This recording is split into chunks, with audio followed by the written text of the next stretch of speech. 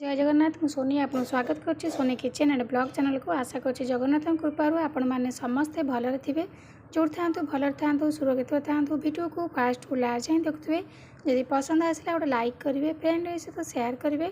आ channel जदि नुआ अच्छा चैनल गोटे सब्सक्राइब करना। तो डेरी नक चाहूँ स्टार्ट करेंगे आज टिप्स अच्छी आपणकर चुटी केमती आप ग्रो करेंगे, हेयर ग्रोथ टिप्स। तो देखो ये मुझे मेथी दाना तो समस्ते जानते रोसई घरे आमर सब व्यवहार हुए मेथी दाना। तो मेथी दाना को नहीं जाए आप मुझे आपन को देखापी जस्ट अल्प नहीं आपड़ जी चुटी आपंकर लगे तो से अनुसार आप मेथी दाना ने बेसी परिमाण टे। तो मेथी दाना को आप कौन करेंगे ना राति सारा पानी रे भिजेक रखिदेवे। ना राति सारा यदि न भिजे थे 5 ରୁ 6 घंटा निहाती भाव में आप मेथी दाना को पानी देकी भिजातु। तो देखो ये मेथी दाना पानी दे देती।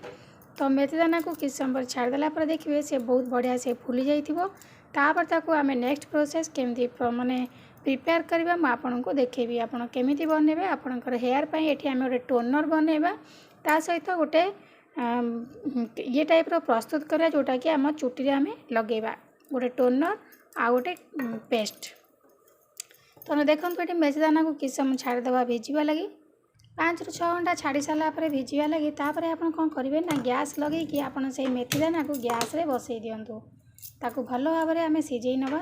सीझी सारापर देखिए किस समय पर तार पानीटार कलर पूरा चेंज होमर से पानीटा टोनर भाई आम चुटी रे काम कर। एबे देखो मेथी दाना बहुत बढ़िया से सीझा आरंभ है सहित फुली फुली पूरा बड़ साइज है कलर भी चेंज है। देखो पानी कलर पूरा हलदिया टाइप पलि आसला। तो सीझे सीझे आप पानी अधा मारिदेवे। मारिदेला आपन से पानी को छाणिकी गोटे स्प्रे डब्बा हो ना खाली डब्बा हो जेकोसी डब्बा आप फ्रिज रे स्टोर करिकी गोटे मास जाए रखिपारे। से पानी को आप डेली आपंकर चुटी रे गोटे थर लगातु। यदि सब दिन टाइम ना तो सप्ताह को 2 थर कि 3 थर लगातु। धोइबा बिल्कुल दरकार नहीं, लगेकी टिके छाड़देवे। से सुखीगला आपंकर चुटी पूरा शाइनिंग कर पूरा सिल्की भाई लगे। मेथी दाना जो पेस्ट आ जो पानी आपंकर चुटी रे जो चुटी के इन्फेक्शन दूर कर सहित चुटीर जो प्रोब्लेम सब अच्छी चुटी रे जो डैंड्रफ हुए ताको आपणकर ए मेथी दानार पानी आ मेथी दानार जो पेस्ट आम बनवा डैंड्रफ दूर कर। आउ चुटी रे जो झड़ी जावा चुटी मूल दुर्बल हो जावा ताको दूर कर। चुटी मूल को पूरा स्ट्रॉन्ग कर आ चुटी पूरा ग्रो करने हेल्प कर। बहुत स्पीड रे आपणकर चुटी ग्रो हम। तो बाहर मार्केट मिलिया कौन जिनस आप लगातु ना, चुटी आपणकर खराब हम ता सहित बेसी उपुड़। तो देखो ये पानी बढ़िया से सीझीगला। सीझिकी कलर माने मेथी दाना पानीटा पूरा कलर भी चेंज हो देखु। तो आपको आप छाणिकी गोटे डब्बा स्टोर कर रखिने। रखिकी आप खाली लगे आप तेल लगाती चुटी पानी को लगे पूरा सीरम भाई काम दब टोनरटे। तो ताकू लगेला परे आपणकर आउ माने शैम्पू करिया दरकार नहीं कि धोइबा दरकार नहीं। तेल टाइप लगे छाड़देवे। किस समय पर सुखिला पर देखिए आपणकर चुटी पूरा ठीक हो जाइए, माने सुखिलिया हो ड्राए हो बिल्कुल भी ओदा रही। सहित चुटी पूरा सिल्की शाइनिंग कर चुटी आपंकर कला हम झड़वा भी बंद हम। तो देखो या ठंडा हो सारापर आम जो मेथी दाना को गोटे भल भाव में पेस्ट बन नवा आ पानी को अलग करनवा। एबे देखो मेथी दाना को अलग कर आ पानी की अलग कर यही पानी रू टिके दे देछि एथिरे आकु आमे भलो भाव में चिकन करके पेस्ट करनवा। पेस्ट टी बेसी पतला रखिबेनी कि बेसी सुखिला रखिबेनी। जदि बेसी पतला करदेबे आपनकर चुटी रू बोई जिवो आ पूरा सुखिला कले मध्ये आपन लगे पारिबेनी, चुटी झड़ी जिवो। तो आकु आपन स्टोर करके फ्रिज रे मध्ये रखि पारबे। या आपनकर चुटी पूरा टोनर भली काम करिवो। आकु तेल टाइप रो आपनकर चुटी रे सबले लगेकी मूल रे मसाज करंतु। तो देखंतु एबे आकु आमे पेस्ट करनवा। एबे देखंतु मु जो मेथी दाना आपन को देखेली बहुत बढ़िया से मु ताकू पेस्ट कर नेछि। एही बड़ी भाव में आपन ताकू पेस्ट करनेबे। आकु जदि आपन चुटी मूल रे लगेबे आ चुटीर पूरा लंग लंबा बाटे लगेबे चुटी मूल रे भल से लगेबे। कना मूल रे होछि मेन जिंस आपनकर रूट को जीव माने भल काम करिवो। सेति में आपन हाथ रे भल की मूल भितरे भल की लगे नेबे आ ता सहित चुटी रे टोटल लगेबे। चुटी को भल भाव में मोड़ी की टेकी रखिदेबे। आधा घंटा घंटाए गले आपनकर चुटी को खाली पानी धोई नेबे। बिल्कुल भी शैम्पू करिया दरकार नहीं।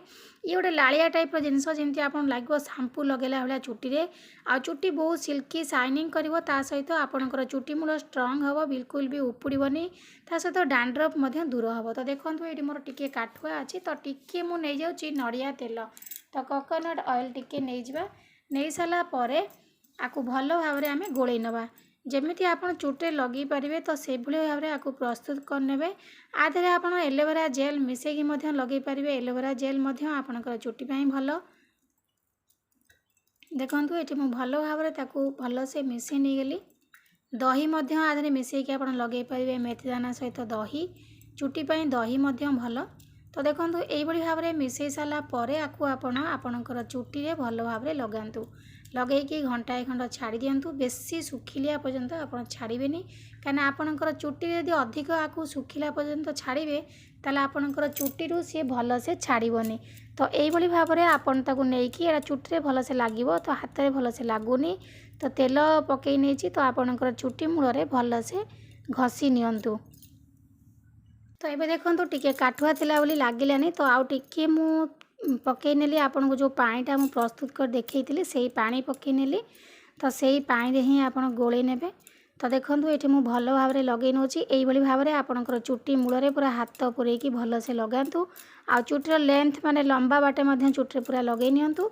अध घंटा घंटाए छाड़ी सारापर आपन चुटी को धोई नियंतु देखिए डैंड्रफ दूर हम ता सहित चुटी मूल इन्फेक्शन दूर हम चुटी मूल जो कुंडे हुए ता सहित चुटी आपन झड़वा बंद हम आ चुटी मूल को पूरा स्ट्रंग कर मेथी दानार पेस्टटी ता सहित जो आपन को जो टोनर देखली तो बहुत सुंदर नेचुरल रेमेडी जोटा कि आपणकर चुटी को पूरा ग्रो करने 100% हेल्प करिवो माने बहुत जल्दी बढ़िया साहाय्य करिवो।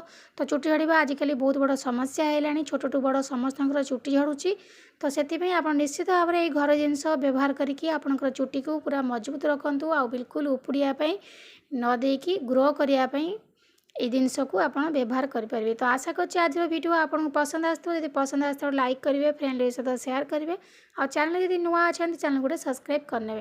तो आज मुझे विदाय नौची पुणी देखा आप सहित नेक्स्ट वीडियो से पर्यंत रोची नमस्कार जय जगन्नाथ।